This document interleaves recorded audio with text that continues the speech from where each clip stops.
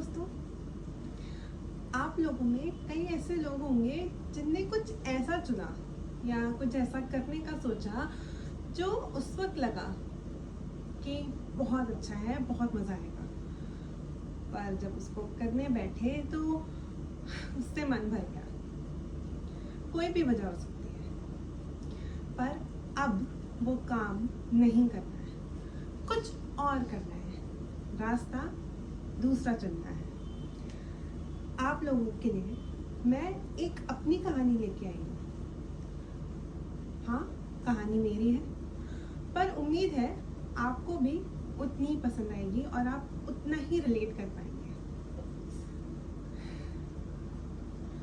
Shoot for the moon, because even if you fail you will land among the stars. मतलब ये कि चांद तक पहुंच जाने की मंशा रखो, क्योंकि अगर गिर भी गए तो तारे तो नसीब हो ही जाएंगे।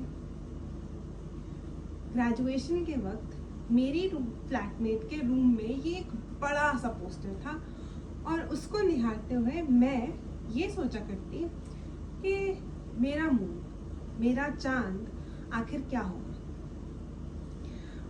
4-5 साल बाद आज मैं ये सोचती हूँ कि क्या पता चांद तक पहुँच जाने की मंशा हमें कभी हो ही ना। क्या पता हमने चांद को देखा और उससे प्रभावित होकर हमने मन बना लिया कि पहुँच जाना है वहाँ तक बस। पर हम जब वहाँ गए तो हमने उसके गड्ढे देखे। एक आध गड्ढा ना पसंद आने पर हमने सोचा कि लौट जाना ही बेहतर है, पर उसका सिर्फ एक ही तरीका था, चांद के छोर तक पहुंच जाना। तब हम क्या करते, बैठे रहते और ये सोचते कि कैसे ना कैसे चांद तो वहां तक पहुंच ही जाएगा। खैर, इस पहेली को यहीं छोड़ते हैं और इसकी जड़ तक जाने की कोशिश करते हैं। बात उन दिनों की है जब मैं 13 साल की बहुत ड्रामेटिक टीनेजर थी और मैंने उससे भी ज़्यादा ड्रामेटिक मूवी देख ली थी। अब मूवी कौन सी है मैं ये नहीं बताऊंगी। फिलहाल इतना जानना ज़रूरी है कि उसका प्रोटैगनिस्ट यानी अहम किरदार एक ट्रैवल जर्नलिस्ट था। और क्योंकि मैंने ये मूवी देख ली थी तो मुझे भी ट्रैवल जर्नलिस्ट ही बनना था। और वैसे भी मैंने ठान लिया था ना कि 11th में मुझे ह्यूमैनिटीज़ लेना है, आर्ट्स लेना है। तो जो लोग पूछते हैं ना कि आर्ट्स लेके क्या करोगी, मुझे लगा ये उन लोगों के लिए सबसे सटीक उत्तर होगा।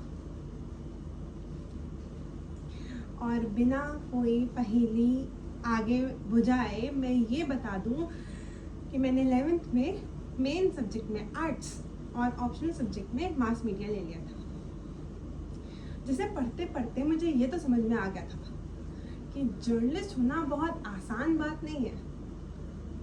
मैंने बहुत कोशिश करी कि इस ख्वाब को छोड़कर कोई और ख्वाब अपना लूं, लेकिन जब ग्रेजुएशन में सब्जेक्ट चूज करने की बारी आई तो मैंने घूम फिर के वही सब्जेक्ट ले लिया।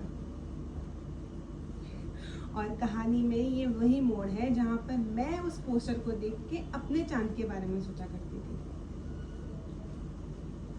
और क्योंकि हम कहानी के उस मोड़ पर आ ही गए हैं जहाँ से कहानी की शुरुआत हुई थी, तो मैं बता दूं कि पोस्ट ग्रेजुएशन के वक्त भी मैंने सोचा कि मैं इस सब्जेक्ट को छोड़ दूं, पर फिर से जर्नलिज्म ही चुन लिया।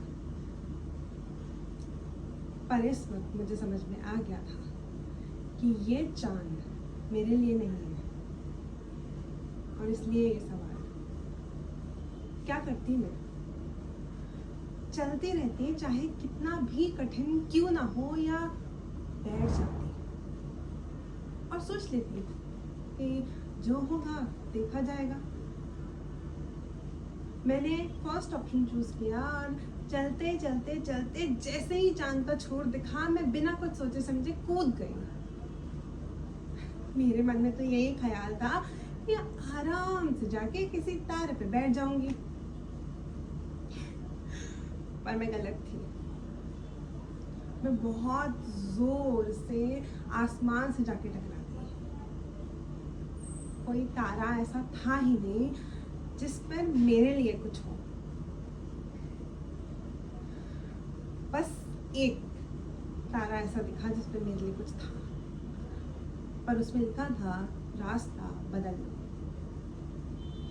मैंने वो चुन लिया और अब मैं उस पर चलती हूँ। मत पूछना ये दूसरा रास्ता कौन सा है, नया रास्ता कौन सा है। मैं बहुत खुश हूँ यहाँ पे।